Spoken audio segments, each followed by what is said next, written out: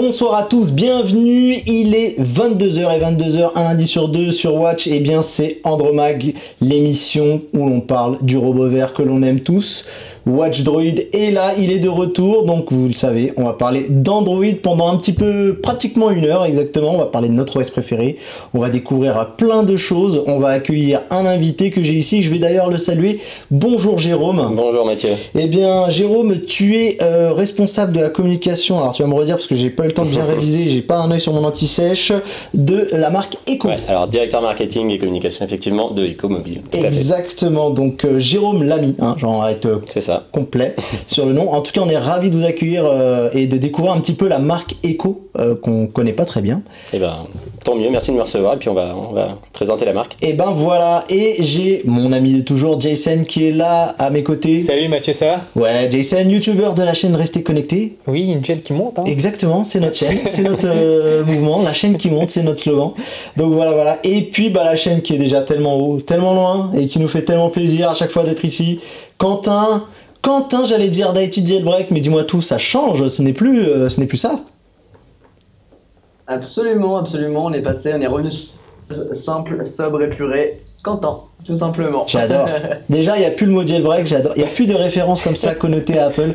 J'adore. Tu as maintenant toute ta place dans cette émission. Voilà.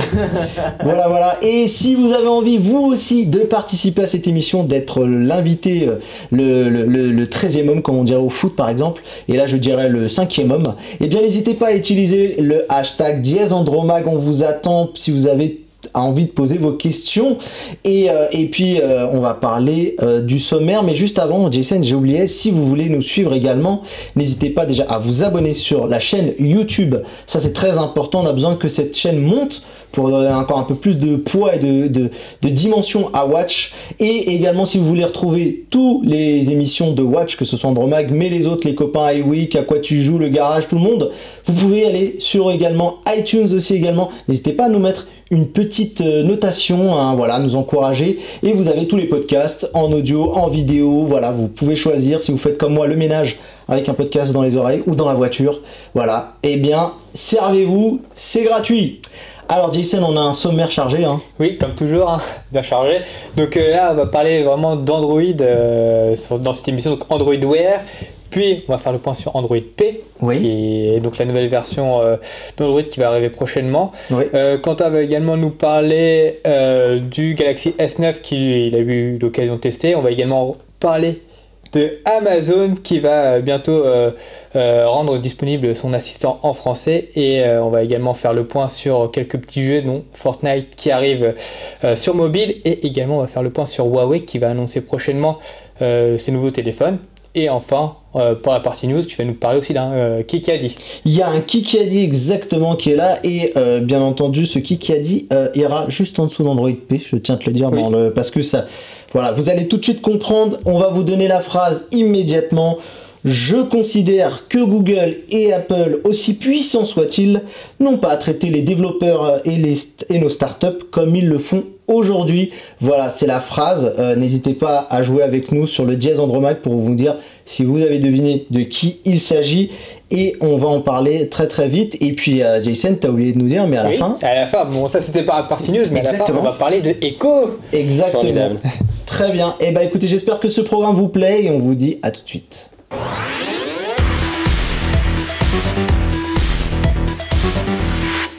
Alors Jason, toi tu vas nous parler d'Android Wear. Oui, une petite brève pour vous annoncer que Android Wear c'est fini, c'est mort, puisque l'OS... Il adore ce terme, c'est mort. C'est mort. Okay. Puisque l'OS dédié donc aux objets connectés a changé de nom en fait, et donc du coup c'est devenu Wear OS. Donc Google a supprimé donc le nom Android pour faire vraiment un OS plus généraliste, on va dire. C'est quoi l'idée derrière ça? L'idée derrière, c'est pour donc enlever la connotation Android, puisque les montres connectées sous Android Wear, donc maintenant Wear OS, sont compatibles également avec les appareils iOS. Donc voilà, c'est pour éviter donc le petit côté qui pourrait rebuter les fans d'Apple. Mais d'accord. On a d'ailleurs une première vidéo qui nous montre un petit peu le démarrage de ce nouveau nom en fait. Voilà, justement. Donc c'est sur un modèle de montre connectée fossile. Exact. Diesel. Diesel, oui, pardon. Voilà. Et il donne 3 marques, Diesel, Fossil et Rolex, puisqu'on en porte souvent d'ailleurs. Et regardez cette nouvelle animation donc qui est en train de justement montrer le passage d'Android Wear à Wear OS. Tout simplement, ce que dit Jason est très juste, c'est que Android Wear avait vocation à aller bien plus loin que les téléphones Android. Et là, pour le coup, l'idée, c'est d'attirer les possesseurs d'Apple, d'iOS. Hein. Donc, bientôt, par exemple, notre Benji pourra se débarrasser de son Apple Watch pour utiliser une très belle montre sous Wear OS. Et en fait, l'idée, voilà, c'est ça, c'est d'attirer le consommateur bien plus loin que les simples utilisateurs d'Android. Et on sait qu'en ce moment, Android Wear est en perte de vitesse. Moi, perso, j'avais cru carrément qu'ils avaient abandonné.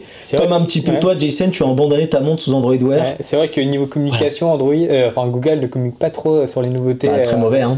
Malheureusement, hein, c'est un petit peu un cas général pour l'ensemble des divisions, même pour les pixels et tout ça, ça manque un peu. Voilà.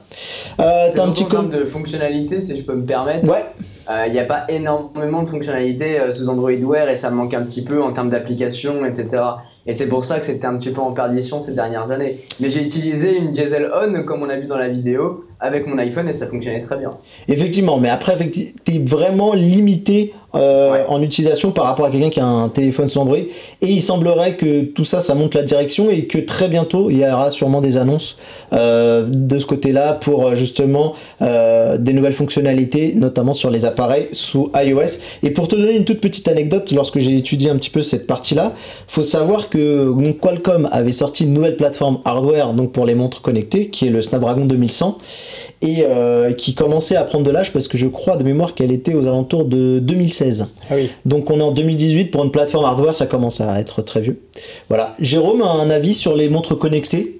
Alors sur les montres connectées, nous on a un avis un peu mitigé parce qu'on considère que les montres c'est un objet qu'on a envie de garder longtemps. Ouais. Et c'est vrai que c'est compliqué avec la technologie de se dire voilà, dans 1 an, dans 2 ans peut-être ça sera dépassé. Après sur les objets connectés en général et peut-être plus sur les bracelets, on regarde un petit peu parce que c'est vrai qu'en termes de notification, pour nous c'est quelque chose de vraiment un outil intéressant en additionnel au smartphone. Et le type de montre hybride qui donc on aurait un cadran classique puis donc les notifications. Effectivement ça c'est autre chose d'intéressant, mais alors pour le coup qui va plus être développé dans le monde de l'horlogerie sans doute, et nous on n'a pas cette expertise là, mais c'est vrai que ça on se rapproche plus de quelque chose de pertinent dans le quotidien des clients pour nous, plutôt qu'une qu'une montre connectée telle qu'on les connaît aujourd'hui. Je voudrais démystifier un petit peu cette idée comme ça de montre qui se périme. Moi par exemple j'ai une montre de chez Samsung qui a bientôt 3 ans, donc Samsung a continué à la mettre à jour, et je pense sincèrement, moi je connaissais des gens qui avaient des montres sous Android Wear. Alors on se rend compte qu'au final on n'a pas tant que ça envie de mettre des nouvelles applications, des nouvelles choses sur sa montre, et que ce qu'elle propose déjà sortie de la boîte, ça suffit largement. Donc je suis pas certain. Après, au niveau matériel, voilà, la plateforme se périme très vite entre guillemets, on va dire. Mais je trouve que si on garde un niveau de fonctionnalité et voilà un niveau de sécurité, c'est très très intéressant. Voilà les amis. Alors. On va continuer, on va avancer et on va parler donc d'Android P. On va faire un petit peu le point sur Android P qui est aussi Android 9. Oui, la nouvelle version. Voilà, la nouvelle version d'Android. Donc pour le coup, il y a une première version bêta qui a été confiée aux développeurs. Et donc c'est même on va dire une version alpha. Hein. Oui, voilà, c'est vraiment dédié aux développeurs et donc elle n'est pas... N'ayons pas peur des mots. Ouais. Mais on peut voir déjà un petit peu la direction qui est prise pour cette nouvelle version. Il y a déjà des choses qui sont assez visibles pour te dire, tu vois, si tu regardes un screen d'Android P et Android 9, donc, parce que pour l'instant il n'a pas de nom officiel, hein, on connaît, hein, c'est des desserts, c'est des sucreries, on ne sait pas, hein, tout le monde va y aller de son pari. En gros, on voit déjà que l'heure, elle passe de la droite vers la gauche, donc on va retrouver l'heure tout à gauche à ce niveau-là. Ensuite, qu'est-ce qu'on a à noter d'autre ? Une nouvelle gestion des couleurs, notamment donc si vous avez un fond d'écran qui soit clair ou foncé, eh bien tout l'environnement va s'adapter à ce choix du fond d'écran. Ça va aller des boutons qu'on a en dessous, les boutons logiciels, même que ce soit l'heure, par exemple si on a un fond d'écran clair, ben, l'heure sera foncée, et inversement si on a un fond d'écran foncé, l'heure sera claire. Donc la charte graphique va être adaptée donc avec le fond d'écran. Exactement, il y en a même qui parlent... Alors, c'est drôle parce que j'ai vu des gens parler de la fin du material design alors que c'était un truc qu'ils avaient poussé et qu'ils avaient vraiment voulu pousser le plus possible. Et là, effectivement, eh bien, il semblerait qu'il y en a qui parlent peut-être plus de Material Design 2. Voilà, ce serait une évolution de Material Design. Alors, qu'est-ce qu'on a d'autre aussi également? On a l'apparition d'un dock. Voilà, ce qui est drôle, c'est qu'ils en avaient chez Apple et il a disparu. Et que chez Android, il arrive et il est transparent. On a la partie notification où on voit les widgets qui sont remodelés. On va sur des choses qui sont plus en rondeur. Avec même un changement des couleurs. Donc quand c'est pas actionné, c'est gris. Et quand c'est on appuie dessus, ça devient bleu. Qu'est-ce qu'on a d'autre? J'ai plein de choses. On a l'appui long. Sur un des paramètres, par exemple le Bluetooth ou le Wi-Fi, qui va directement nous amener dans le menu Bluetooth, Wi-Fi, là où à l'époque on avait juste les paramètres après. Soit les paramètres, soit tu appuyais et tu avais une liste d'appareils qui apparaissait un petit peu en dessous. Là du coup ça nous emmène directement, je trouve que c'est une assez bonne idée. Les gros changements aussi, c'est au niveau du volume. Le volume, il va, au lieu d'être horizontal centré vers le haut, on va le retrouver à droite et il sera à la verticale. Avec également la possibilité de voir directement si on a des enceintes connectées appairées, ou par exemple si tu es dans ta voiture et que tu as ton système audio connecté également. Ça c'est des petites choses qui sont intéressantes. On a également la possibilité rapidement dans ce même menu de pouvoir gérer la sonnerie, le vibreur ou le mode silencieux en un geste. Donc ça c'est aussi plutôt bienvenu parce que c'était vraiment, je trouvais, un peu une galère. Alors les gros changements, et Benji a une image très bien dessus, c'est que Android passe sous la mode de l'encoche. Et oui, on la voit donc sur cette image. Et en gros, même pour tout vous dire, il y a moyen de simuler différentes tailles d'encoche. Celle qu'on voit derrière, c'est notamment celle qu'on a retrouvée sur le Essential Phone, qui est un appareil qui est sorti quand même, je tiens à le préciser, avant l'iPhone 10, et donc qui marquait déjà une première arrivée de ces encoches-là. Et malgré tout, bon, on voit que beaucoup de constructeurs, et on l'a vu, hein, Quentin, au Mobile World Congress, notamment Asus, il y en a qui ont cédé à la tentation des encoches de type iPhone 10. Donc du coup, il y a plusieurs tailles qui sont proposées pour que vraiment les développeurs font le travail nécessaire pour ne pas gâcher absolument l'expérience utilisateur lorsqu'on va utiliser leurs applications. Qu'est-ce qu'on a d'autre? Un truc que j'ai trouvé très bien. Vous savez, quand on a tendance à se coucher, on a horreur parce qu'il y a la rotation automatique qui est faite et dès qu'on se couche et qu'on veut regarder à la verticale, il va bien sûr, il va pivoter, hein, et ça, on est bien d'accord, c'est pas smart du tout. Et bien, enfin, ils ont pensé à une solution. Apparemment, il n'y aura pas besoin, si j'ai bien compris, d'avoir à activer, à toucher à quoi que ce soit sur la rotation automatique. Et dès qu'on va se coucher, je sais pas s'il va y avoir quelque chose qui va nous regarder dans la position dans laquelle on est. C'est quelque chose qu'on a déjà. Les yeux de la personne. C'est quelque chose qui est déjà dispo, par exemple, chez les gens de chez Honor, avec leur View 10. Et là, pour le coup, on aura un bouton qui nous permettra soit de basculer en mode paysage, si on veut vraiment, soit de laisser en mode portrait. Donc ça, c'est plutôt bien. Mais ce bouton-là, il est dans le panneau de notification? Alors, il n'est pas dans le panneau de notification, il est notamment sur les vidéos. D'accord. C'est-à-dire que si tu regardes un site web, pour l'instant, ça y est pas. Des 3 boutons de multitâche. Exactement, oui, c'est ça, exactement. Alors, peut-être tu as raison, c'est pas dans les vidéos, peut-être qu'on peut trouver même ça lorsqu'on consulte une page web. T'as peut-être raison de me corriger là-dessus, c'est peut-être pas faux. On a aussi des choses que j'ai relevées de très intéressantes, une fonctionnalité qui permet de désactiver d'un coup la reconnaissance par empreinte digitale ou faciale, et du coup ça va obliger l'utilisateur à utiliser le code à chiffres. Voilà, typiquement on a un cas d'école, vous faites une sieste pendant votre pause déjeuner au travail. Et vous savez, il y en a qui peuvent s'amuser à scanner votre visage, voilà, vu que peu importe si vous avez les yeux ouverts ou fermés, sur certains téléphones, ça déverrouille. Et bien là, avant de la petite sieste, tac, on coche le truc, et du coup, si on essaie de déverrouiller, ça marchera pas, puisqu'il demandera le code. Donc ça, c'est très bien. Et une des choses qui est quand même très importante, et je vais finir à peu près sur ces dernières informations, c'est que Google interdira l'utilisation de la caméra et du micro en arrière-plan. C'est-à-dire que si vous avez une application que vous faites le bouton Home ou que vous switchez sur une autre application, ces applications sur lesquelles on a peut-être donné des droits sur le microphone et la caméra seront désactivées. Du coup, voilà, pour les plus parano d'entre nous, et malgré tout dans l'époque dans laquelle on vit, on a le droit quand même de se poser des questions, et bien ça sera désactivé. Ça, c'est une très très bonne chose. Mais du coup, c'est-à-dire que si tu veux lancer le OK Google, ça va plus fonctionner? Alors bien entendu, le OK Google va fonctionner, ouais, puisque c'est une appli système. D'ailleurs, il vient de voilà. Mais pour le coup, non, il est certain que ça va marcher. Mais pour le coup, ça, je trouve que c'est une très très bonne idée. Ouais. Voilà, parce on devrait quand même avoir une certaine méfiance quand même sur ce qu'on installe, et parfois on l'a pas toujours. Du coup, toutes ces avancées, bon voilà, hein, c'est déjà plutôt pas mal. Sachant qu'on est sur un alpha et sachant que je n'ai pas tout dit, oui, et il y a encore surtout beaucoup de choses. Il peut y avoir d'autres changements où ils peuvent changer aussi certaines annonces que tu as dites. Exactement. Donc pour le coup, je trouve ça très très intéressant, et on en saura bien entendu plus le 8 mai lors de la célèbre messe, la Google I.O., la conférence des développeurs, qui devrait nous donner plus de détails sur la version d'Android P, mais toujours pas sur le nom. Donc à vos paris les amis. Voilà. J'en profite juste pour saluer les gens qui nous ont déjà rejoints via le hashtag Andromag. Donc il y a notre ami Mohamed qu'on salue et qu'on félicite. Mohamed est venu papa récemment. Donc bravo, bienvenue au club. Bienvenue dans le club des grands. Et puis et sinon on va également parler, on va saluer Meet Draenor Elminst. Voilà, et après il y a 3 petits points, donc voilà, et qu'on va saluer également qui nous a rejoint. Voilà Jason, donc c'était un petit peu long, mais au moins on voit à peu près vers quelle direction on va pour Android P. Est-ce que vous, Echo, vous avez déjà un petit peu mis les mains sur cette version? Alors on suit, on n'est pas sur Android P, on n'est pas impliqué dans le développement comme des développeurs, enfin voilà, on n'est pas bêta-testeur de Android P, mais évidemment on suit ça avec beaucoup d'attention.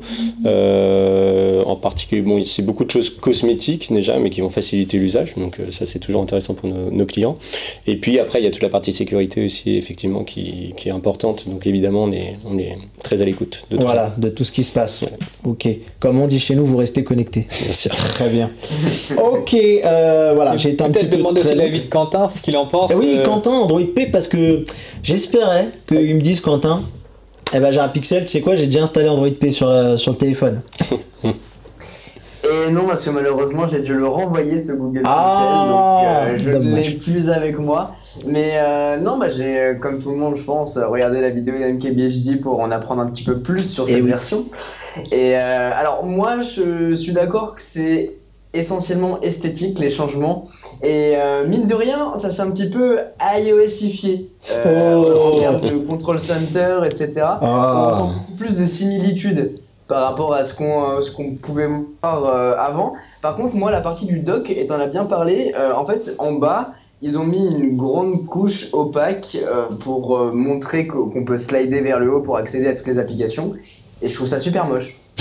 Voilà, ils auraient dû laisser ça très clair, comme ils ont si bien fait sur le clean, Pixel, quoi, sans rien. Et comme Samsung l'a fait, rien du tout. Ouais. Donc voilà, c'est un petit peu dommage, mais bon, en tout cas, en termes de sécurité, ça a l'air d'être un petit peu mieux quand même. Ouais, en tout cas, moi je trouve plus élégante cette version aussi, donc j'aime bien l'orientation qui est prise au niveau du design. Bah, surtout que Material Design, ça date de Android Lollipop, donc Android 5. Oui, donc il était temps de le faire un petit peu bouger, et je pense que là, on le rappelle, on est sur une version alpha, il y aura sans doute d'autres surprises.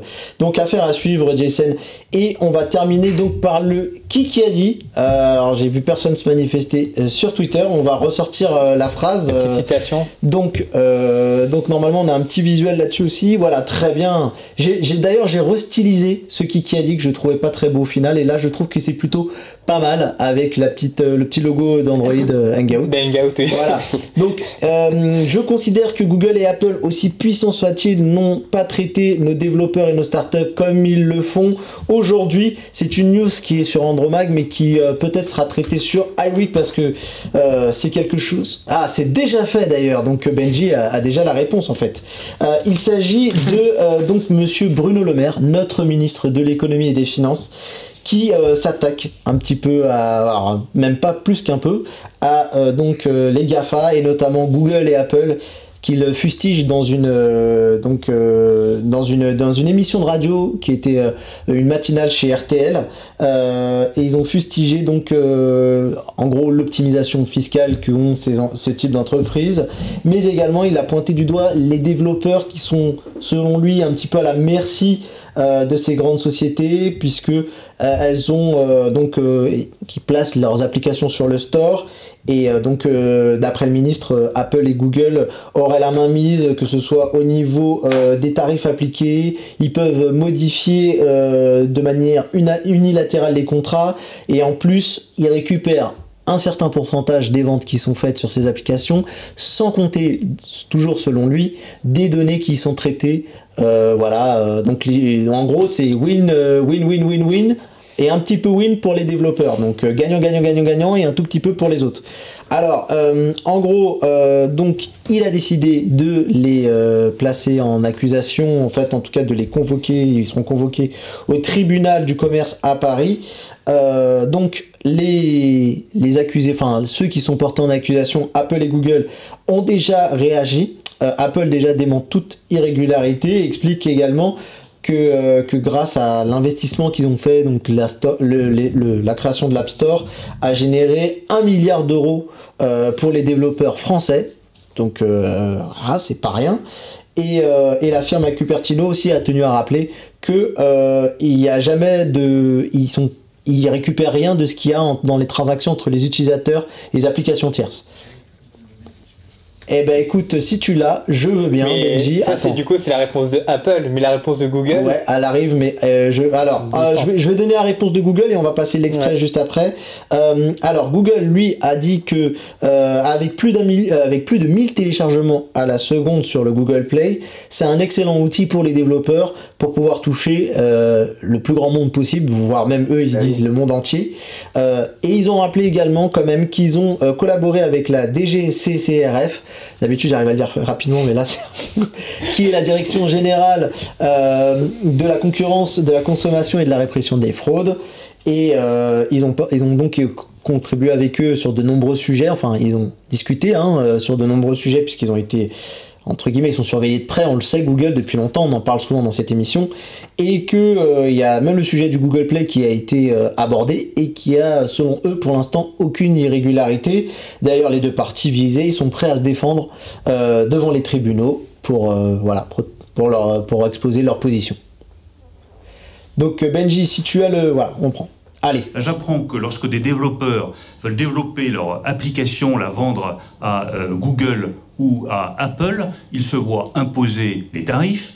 Google et Apple récupèrent les données. Google et Apple peuvent modifier unilatéralement les contrats avec les développeurs. Enfin, tout ça est inacceptable. C'est pas l'économie que nous souhaitons. Moi, je crois à une économie fondée sur de la justice. Et donc, je vais assigner Google et Apple devant le tribunal de commerce de Paris pour pratiques commerciales abusives. Ça leur vaudra une amende. Une sanction financière importante ? Une sanction qui se chiffre en millions d'euros. Google et Apple, aussi puissants soient-ils, n'ont pas à traiter nos startups et nos développeurs de la manière dont ils le font aujourd'hui. Vous avez vu, mot à mot, j'ai repris le truc. Je peux vous dire que la virgule, elle y est. Il n'y a pas de souci.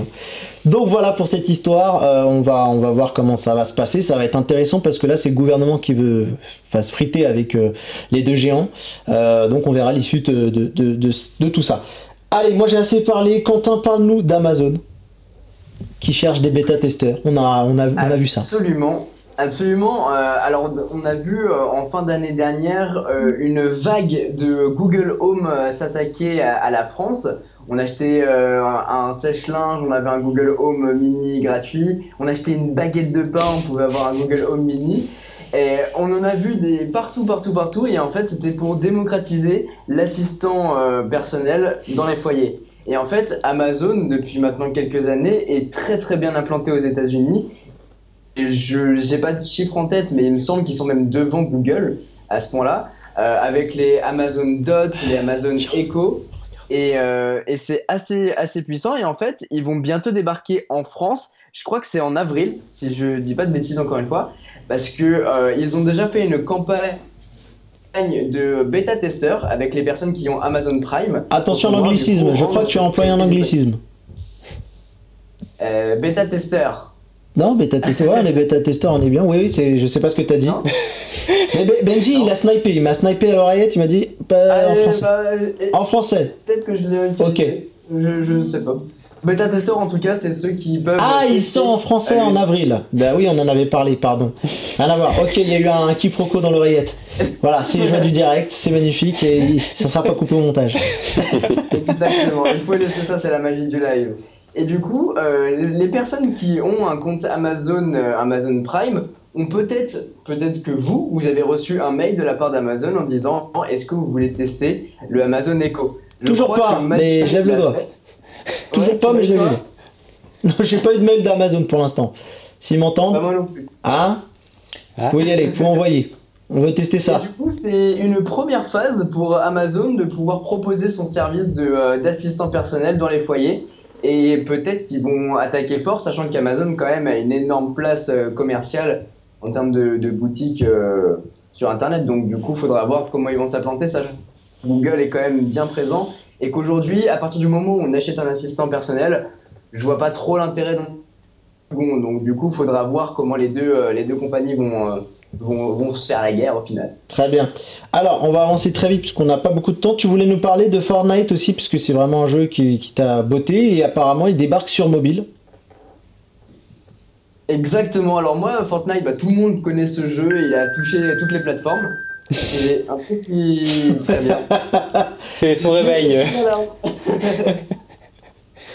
C'est un jeu qui a touché toute la planète et en fait ils arrivent sur mobile, ça y est. Donc pour l'instant c'est uniquement sous forme d'invitation, c'est-à-dire que si un ami à toi a le jeu, il va pouvoir t'envoyer une invitation pour pouvoir le tester parce que c'est pas encore disponible pour tout le monde, ça le sera bientôt. De mon côté j'ai réussi à dénicher une petite invitation pour pouvoir jouer sur mobile. Franchement, c'est impressionnant. C'est très nul, mais en tout cas, c'est possible. Non, mais en tout cas, c'est impressionnant parce que le jeu mobile, on dirait vraiment, en tout cas, le vrai jeu, mais avec des graphismes adaptés au mobile. Mais en tout cas, il est très très chouette. En tout cas, j'ai vu des vidéos. C'est exactement ça. C'est super fluide, ça va vite. C'est exactement les mêmes graphismes qu'on peut retrouver sur console ou sur PC. Donc, c'est franchement impressionnant. On va voir ce que ça va donner. Surtout qu'il y a une vague d'utilisateurs qui jouent à ce jeu. Ça a l'air d'être impressionnant. Très bien. Bon, en tout cas, il y a Android Windows qui nous dit sur Twitter qu'aussi il aimerait être bêta-testeur pour l'Amazon Echo. Alors en plus, lui, il en a un déjà, parce que je sais qu'il en a acheté un. Mais il n'y a pas de réponse. Oui, nous aussi, on n'a pas de réponse. Hein, mais on désespère pas, on va continuer de les harceler. Alors, Quentin, on va dédier une émission bientôt à ce téléphone-là. Mais je voulais avoir tes premiers retours sur le Galaxy S9, puisqu'on en parle. Ça y est, il est arrivé entre les mains des gens. Et toi aussi, déjà, tu l'as eu, tu l'as précommandé, on tient à le dire, voilà. Et Samsung, si tu nous entends, on attend notre sample de test, donc n'hésite pas. Et pour le coup, donc dis-nous rapidement tes premières impressions sur ce téléphone. Alors, c'est un excellent smartphone, il y a pas à dire, c'est un excellent smartphone qui reste dans le même prix que le smartphone de l'an dernier, à savoir le S8. Qui est juste ici, placement de produit. Et non, franchement, il est assez bon. Après, le problème, c'est surtout de savoir qui va se le procurer. Si on vient d'un Galaxy si on vient d'un Galaxy S8, il n'y a aucun intérêt de se procurer le Galaxy S9 aujourd'hui. En revanche, si on vient de loin et qu'on a envie d'investir dans un smartphone ou qu'on a envie de se faire plaisir, là, le Galaxy S9 est vachement... ça sera le bon choix. Voilà. On parlera bien plus en détail sur le plateau avec le téléphone en main une fois qu'on l'aura tous utilisé. Mais moi, je suis très content de ce smartphone. Il est excellent, surtout en photo, une de ses principales nouveautés. Au niveau de l'écran, on reste sur la même chose, mais il est tout aussi excellent avec les bords inclus. Donc non, franchement, très très impressionné par ce téléphone-là. Mais bon, voilà, il faut vraiment faire le choix. Si on a un téléphone récent, ça ne vaudra pas le coup d'évoluer vers celui-ci. En revanche, si on est sur un téléphone un peu plus ancien, là ça vaudra le coup. Et si vous avez vraiment envie d'en savoir plus et que vous n'avez pas envie d'attendre l'émission, je vous conseille d'aller voir les vidéos de Quentin qui a déjà commencé. On a d'autres amis youtubeurs, Mister Perrier, je pense un petit peu à lui, je voulais lui faire une petite dédicace aussi. Voilà, ils ont déjà des vidéos de prise en main sur ces appareils là et nous on le décortiquera tous ensemble très prochainement. Donc voilà, merci Quentin en tout cas pour ton premier retour. Allez, on va parler rapidement de Huawei qui nous a invités donc. Oui. et pour un événement. Pour un événement. Qui est mystère mais qui n'est plus mystère. Qui est plus mystère. C'est pour annoncer donc leur nouvelle gamme de téléphones, la gamme P, qui va donc ils vont annoncer 2 nouveaux téléphones, les Huawei P20 et P20 Pro, sachant qu'il y a également un modèle P20 Lite qui est disponible dès à présent en Italie. Donc je vais commencer par ce P20 Lite. Donc là on a la vidéo promotionnelle de ce téléphone là. Oui, la vidéo promotionnelle qui a fuité. Hein. Oui, qui a fuité, oui. Donc c'est Slash Leak qui est assez connu maintenant, qui commence à tirer son épingle du jeu et qui a mis en ligne cette vidéo. Donc au niveau des caractéristiques de ce Huawei P20 Lite, on a donc un écran de 5,8 pouces avec un ratio 18/9. Au niveau du processeur, c'est un Kirin 659 avec 4 Go de RAM et 64 Go de mémoire interne. Il aura un double capteur photo, 16 mégapixels et 2 mégapixels à l'arrière et une caméra frontale de 24 mégapixels et il sera commercialisé aux alentours de 370 €. Et il aura un notch. Et oui, il aura aussi un notch. Et le capteur d'empreinte sur ce modèle-ci. Notch qui est en coche, hein, bien sûr. Oui. Là, je me suis fait sniper. Voilà. Et le capteur d'empreinte sur ce modèle est à l'arrière. Contrairement aux 2 autres modèles qui sont donc le Huawei P20 et P20 Pro qui seront donc annoncés la semaine prochaine. Donc pour le Huawei P20, on aura un écran de 5,8 pouces avec un processeur Kirin 970. On aura un double capteur photo de 18 et 2 mégapixels à l'arrière et une caméra frontale de 24 mégapixels comme pour le Huawei P20 Lite. Et au niveau de la mémoire, on aura 128 Go de stockage en interne et 4 Go de RAM. Et il sera commercialisé à 680 € normalement. Et pour le modèle haut de gamme, donc le Huawei P20 Pro, on aura un écran de 6,1 pouces qui sera un écran OLED, contrairement aux 2 autres modèles, avec une batterie de 4000 mAh. Le processeur, ce sera un Kirin 970. Et la petite nouveauté, on aura un triple capteur photo. Donc ça va être une résolution de 40 mégapixels. Pour le principal, ça va être du 18 mégapixels. Donc en gros, ils vont combiner les différents capteurs pour pouvoir faire une résolution totale de 40 mégapixels. Et la caméra frontale, elle sera de 24 mégapixels. Donc il faut savoir que... Tu vas vite, hein. J'ai vite, oui. On a pas mal de choses à faire durant cette émission.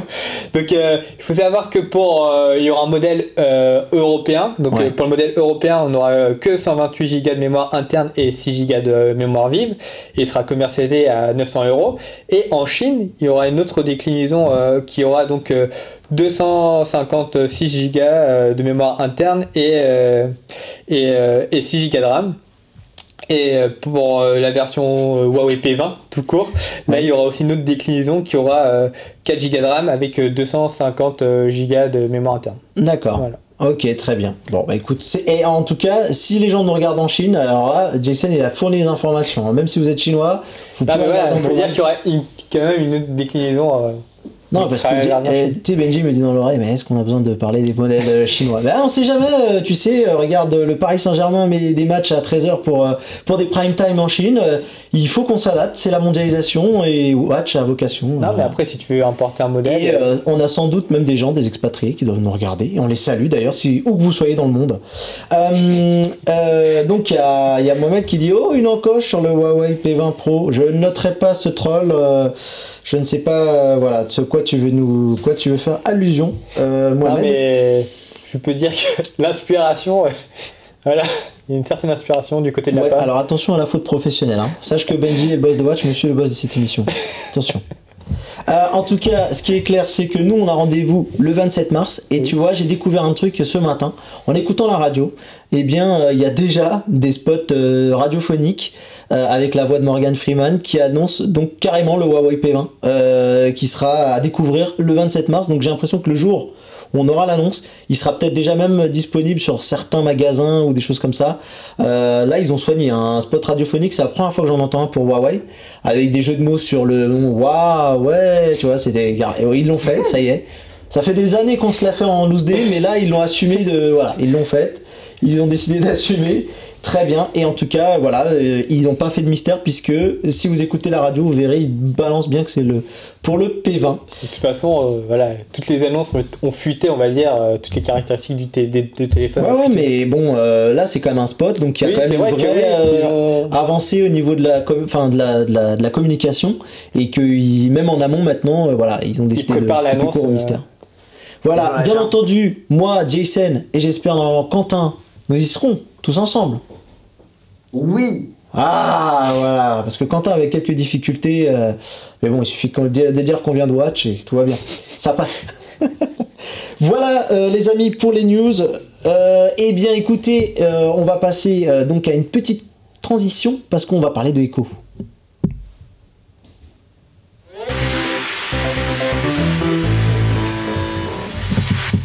Alors Jérôme qui est resté bien sage au final, eh bien on va parler, c'est à toi de prendre le relais de cette émission.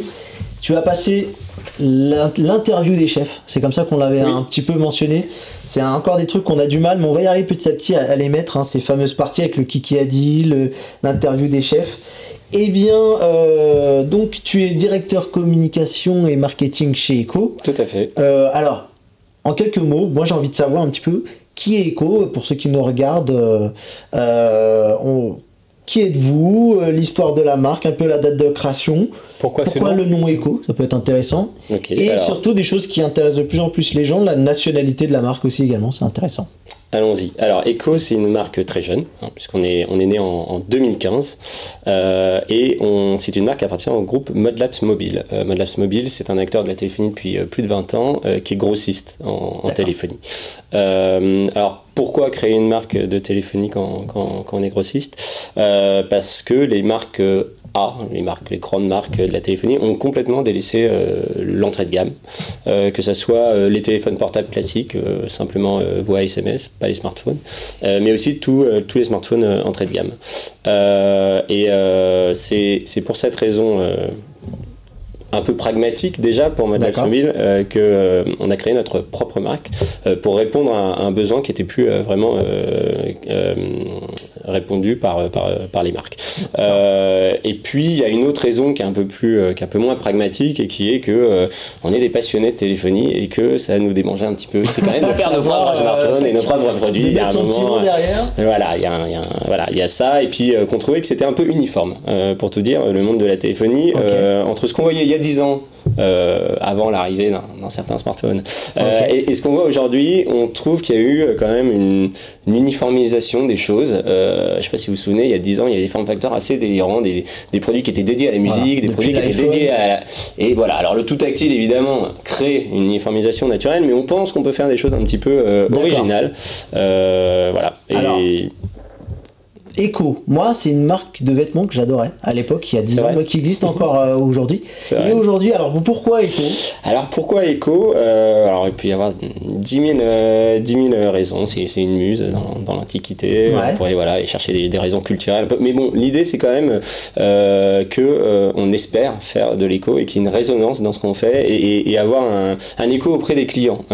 Et donc voilà, le but c'est ça, c'est d'arriver au fur et à mesure à construire une communauté et puis ensemble, pourquoi pas aller vers de la co-conception et ce genre de choses. Donc voilà, c'est pour ça qu'on espère que nos clients vont faire écho à ce qu'on fait. Voilà. Donc tu dis que c'est une marque à la base qui est grossiste et qui a voulu se lancer, mettre son petit nom derrière, ce que je peux comprendre. Alors c'est un peu plus que son petit nom, hein. Tous les produits qui sont commercialisés, c'est des produits qu'on conçoit. Pour nous, il y a vraiment deux piliers, hein. Notre objectif, c'est de rendre accessible la technologie et le design.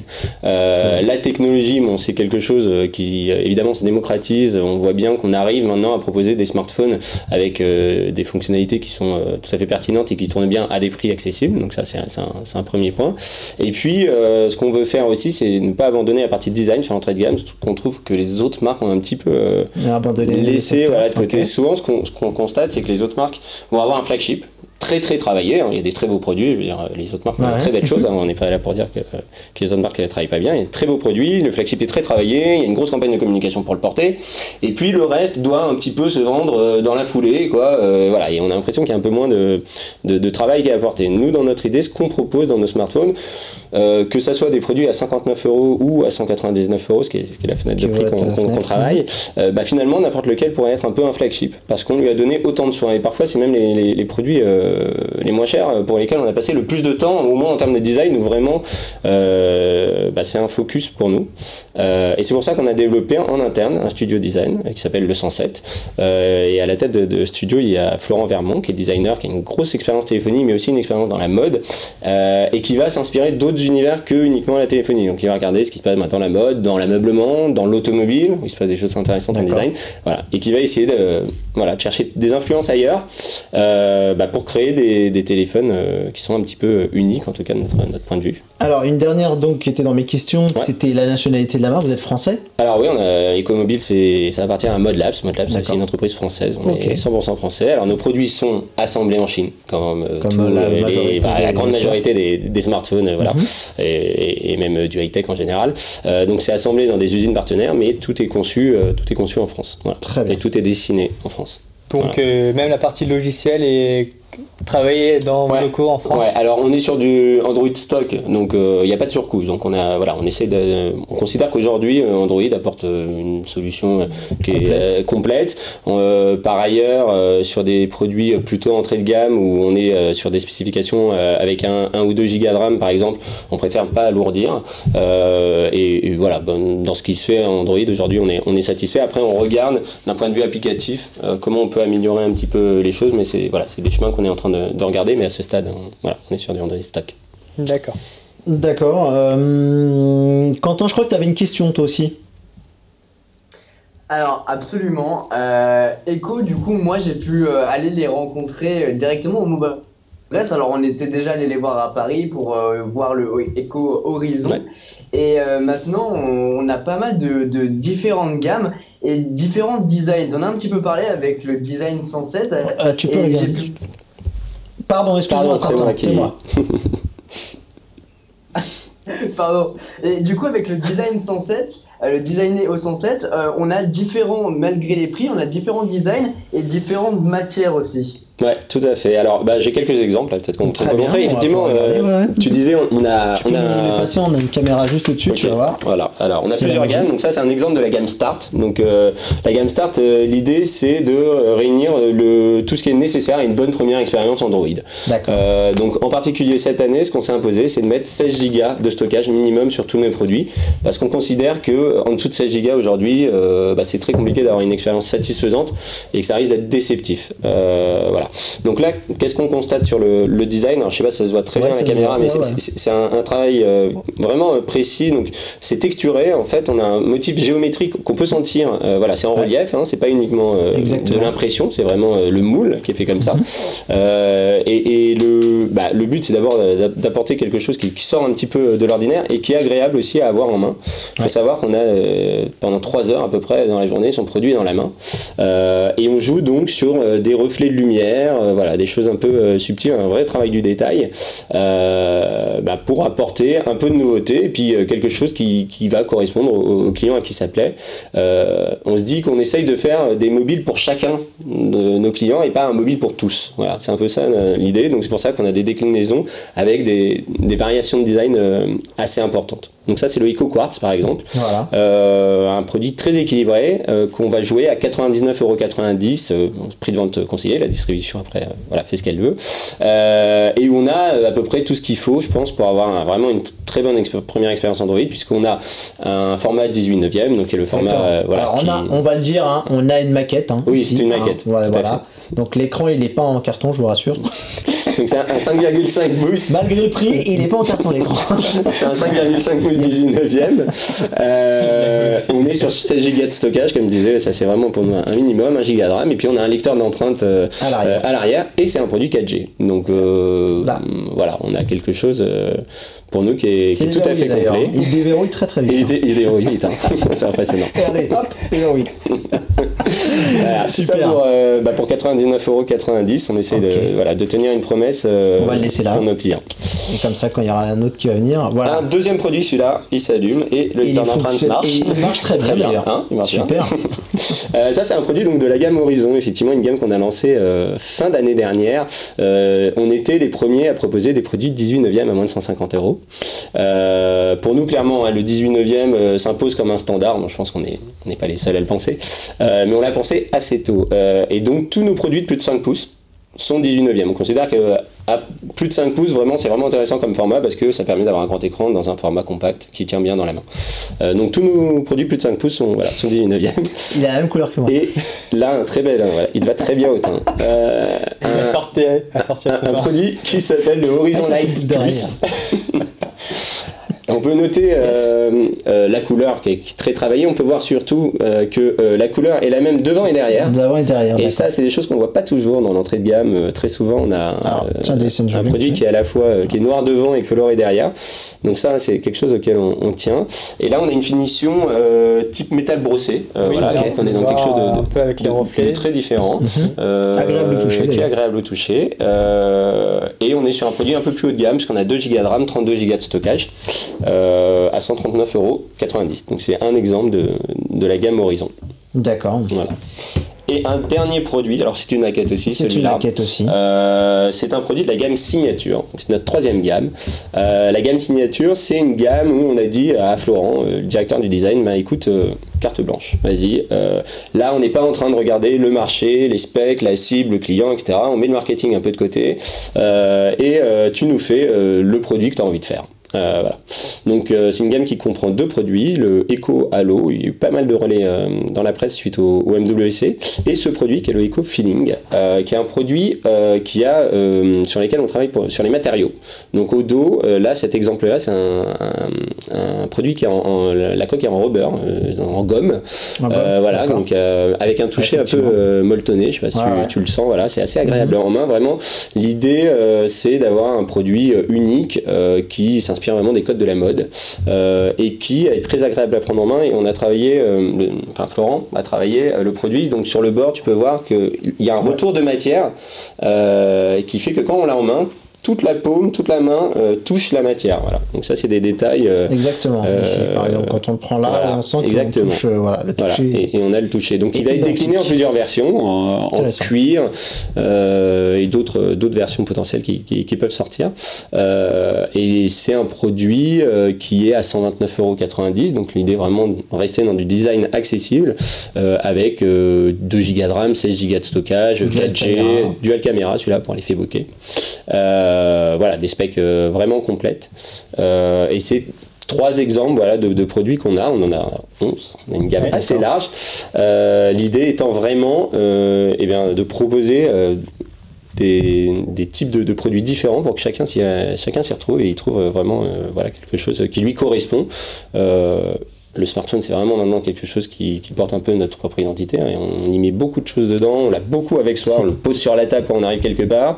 Le fameux doudou numérique, quoi. Exactement. Et on se dit que chacun n'a pas le même doudou chez lui, pourquoi il aurait le même doudou numérique? Alors on en propose des très différents, il faut essayer de plaire à tout le monde. Voilà. C'est quoi votre cible, la cible principale?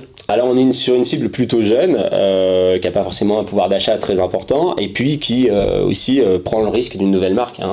On sait bien que c'est plus facile. Le smartphone que tout parent a envie d'offrir à ses enfants. Alors effectivement, on a 2 produits qui sont le Loli et le Surf, qui sont à 59 € et 69 €, nos 2 produits 3G qui vraiment sont idéaux pour l'entrée au collège, hein, qui devient le moment où les gens s'équipent en smartphone. Ouais. Mais après, on va sur des produits quand même beaucoup plus haut de gamme, avec des usages plus avancés. On va jusqu'à du produit à 199 €. On a 4 Go de RAM, 64 Go de stockage, où on peut commencer vraiment à s'amuser avec les jeux 3D, etc. Donc on est sur une cible, on va dire, du collégien jusqu'à l'étudiant, voire le jeune actif. Ouais. Qui n'a pas trop de moyens. Et effectivement. Okay. Il y a Mohamed là qui nous pose une question sur Twitter, donc je vais la relayer, elle est plutôt intéressante. Alors, il tranche un petit peu avec le discours que tu nous as donc donné au début. Et justement, lui, il trouve que dans cette gamme de prix, est-ce que vous êtes prêt à assumer la concurrence qui est assez féroce quand même, où il n'y a pas beaucoup de place à prendre, parce que il y a des Wiko, il y a des Arcos, il y a des Acer, il y a plein d'acteurs. Honor qui est Honor aussi qui commence aussi de plus en plus à tirer ses prix vers le bas. Alors il y a de la concurrence, hein, effectivement. Après, nous ce qu'on constate, c'est que en un an, on a pris 3% de part de marché. Là sur janvier, on est monté à 3,7 même. En France, en France, voilà, sur le marché retail France, hors opérateur. Quand je dis retail. Okay. Donc bon, ça a vraiment pris en un an et demi d'activité sur les smartphones, 3% trouve que ça perce bien parce qu'on a quand même une proposition pour nous vraiment différente. Après, l'idée n'est pas de critiquer ce que font les concurrents. C'est aussi le jeu, il faut se défendre. Mais c'est vrai qu'il y a parfois sur l'entrée de gamme quand même un peu de facilité, on trouve vraiment dans la partie design en particulier, et où il n'y a pas le même travail que sur les flagships. Et nous, vraiment, chaque produit est travaillé comme si c'était notre flagship. Voilà, de 59 € à 199 €, il y a le même soin. Et comme je disais, par exemple, le quartz, je crois que c'est le produit avec le feeling, qui est aussi un gros travail, qui a demandé le plus de travail. C'est notre produit à 99 €. C'est pas notre produit le plus élevé. Mais voilà, c'est celui-ci. Exactement. Okay. Et ça, c'est du travail. Pour arriver à ça, à la fin, c'est travailler au centième de millimètre sur le moule. Voilà, pour avoir exactement l'effet voulu par le designer. Voilà. Donc vous misez vraiment sur le design pour vous faire connaître. Le design et rendre accessible la technologie, évidemment aussi, c'est important. Par exemple, on est leader sur la 4G à moins de 100 €. C'est nous qui vendons le plus de smartphones 4G à moins de 100 €. Donc on rend accessible la 4G. Donc ça fait partie aussi, voilà, c'est les deux piliers. Petite question comme ça par curiosité, au niveau du quartz, c'est un truc sur lequel à un moment vous pourriez plancher avec d'autres peut-être effets? Alors, il y a d'autres produits de la gamme Start, je peux montrer rapidement. Je suis venu avec beaucoup de choses. On a encore un peu de temps en plus. Donc alors, c'est le EcoSurf par exemple. Donc là, par exemple, c'est un autre effet, c'est un effet vague. Alors, le nom surf permet bon moyen néotechnique. Ça me dit vaguement quelque chose. Ça, c'est 69 €. C'est pas encore l'autre de gamme, on en a un peu moins cher qu'un 4 pouces. Là, c'est un 5 pouces. Et c'est notre premier prix 18/9. Il y a eu un effet très génial. J'ai dit une blague assez pourrie. Et en plus, Benji a fait le zoom au moment. Je peux vous dire que là, il manquait plus que la musique. Oui, j'allais dire, ça me dit vaguement quelque chose. Vaguement.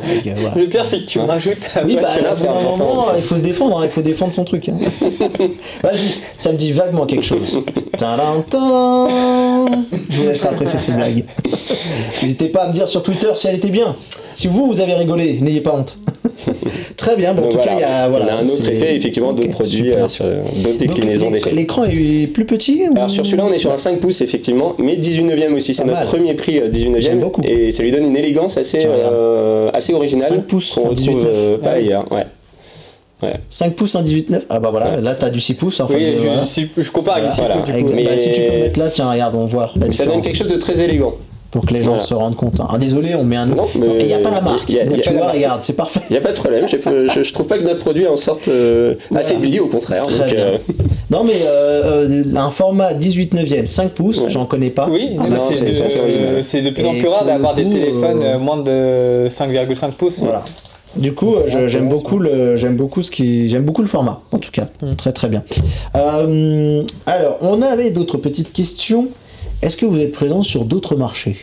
Alors aujourd'hui non, on est présent sur le feature phone, donc le téléphone portable, on est même leader en fait, on a 25% de part de marché en France, donc on est même largement leader. Donc et on est devant Wiko. Ouais, sur la partie téléphone portable classique, voix SMS, ouais tout à fait, on est premier, un téléphone sur 4 en France qui est vendu et un écomobile, et on essaye aussi d'apporter des innovations design, de remettre au goût du jour d'anciens formats, les sliders, les clapets, etc. Enfin des choses qu'on voyait plus trop. Parce que là à l'heure actuelle il y a une Nokia qui s'y remet, mais alors effectivement, Nokia s'y remet et a fait des jolies choses avec son 3310, mais on garde quand même de loin la première place. Je refais juste un gros big up à Mohamed qui m'a dit Andromag n'est plus Andromag sans les blagues de Mathieu. Merci beaucoup. Et sinon voilà, donc sur les feature phones, sur les téléphones portables et les smartphones, mais pour l'instant pas d'autres produits. Après on s'interdit pas de réfléchir à d'autres choses, comme je parlais des bracelets par exemple pour apporter la partie notification, ce genre de choses. Et pareil, donc, pour l'instant c'est vous arrivez sur le marché français, vous faites sans doute d'une place. Et après, on est en train de construire notre place sur le marché français. On est déjà quand même en train de regarder l'international et on est même déjà ouvert au Maroc depuis fin d'année dernière. On a ouvert le Maroc et on regarde quels seraient les marchés les plus intéressants pour nous à l'avenir. Donc on peut imaginer Espagne, Italie, Portugal. On a des amis marocains qui nous regardent, je le sais. Et bien on est distribué au Maroc depuis décembre. Voilà. Quentin, tu avais une petite question, je pense. Oui, absolument. On voulait parler aussi de la stratégie. C'est quoi votre stratégie du coup pour conquérir ce marché français avant du coup l'expansion au Maroc et dans les autres pays? C'est quoi un petit peu, on connaît la cible, mais c'est quoi votre stratégie? Alors la stratégie, c'est vraiment les deux piliers, c'est-à-dire technologie et design accessible. Donc technologie, c'est d'abord s'assurer que tous les produits qu'on propose ont une expérience satisfaisante. Donc c'est vraiment le 16 Go pour nous cette année, voilà, c'est le pilier indispensable. On s'est interdit de sortir un produit 8 Go pour qu'il n'y ait pas d'expérience décevante et que après le bouche à oreille fasse son effet. Et après le design, hein. Clairement la différenciation chez nous vient du design. Je pense que les produits parlent d'eux-mêmes.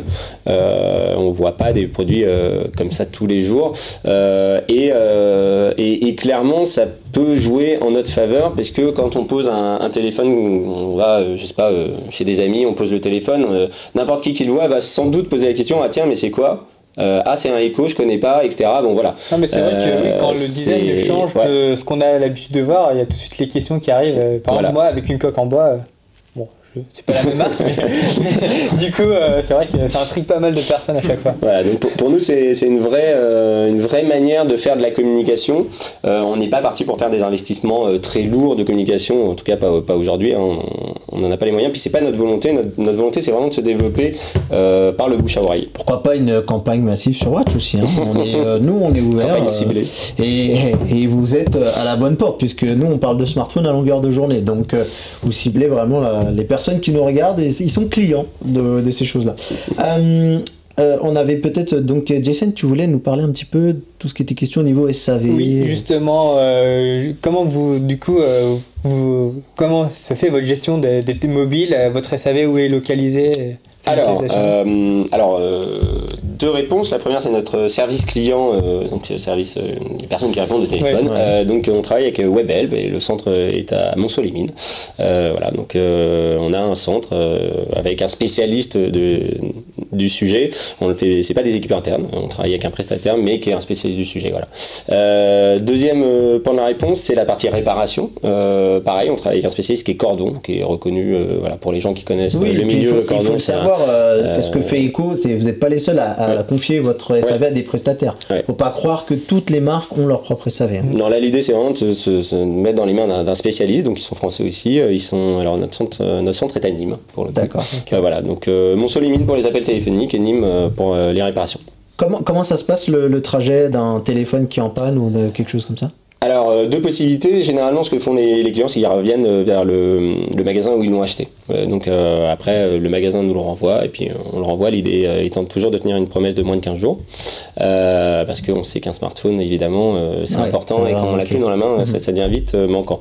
Après, sinon, le client peut aussi nous contacter tout à fait en direct et dans ce cas-là, on gagne un peu de temps en fait. Donc c'est même conseillé. Et pour vous contacter, c'est sur Facebook? Alors on peut nous contacter sur Facebook, mais sinon un numéro de téléphone très classique, mais sur Facebook ça fonctionne aussi. Bien sûr. Vous avez une page Facebook Ecomobile. Exactement, une page et on traite évidemment toutes les demandes dessus. Ah pardon, excusez-moi. C'est parce qu'il y a une question qui me brûle les lèvres et on n'a plus beaucoup de temps. Les mises à jour, est-ce que c'est quelque chose auquel vous pensez ou est-ce que le fait d'avoir des prix tirés, c'est compliqué de mettre à jour? Alors, les mises à jour, d'abord ce qu'on fait, c'est que quand on sort les produits, on prend vraiment les derniers correctifs de sécurité, etc. dans la version qu'on met pour être à jour au moment de la production.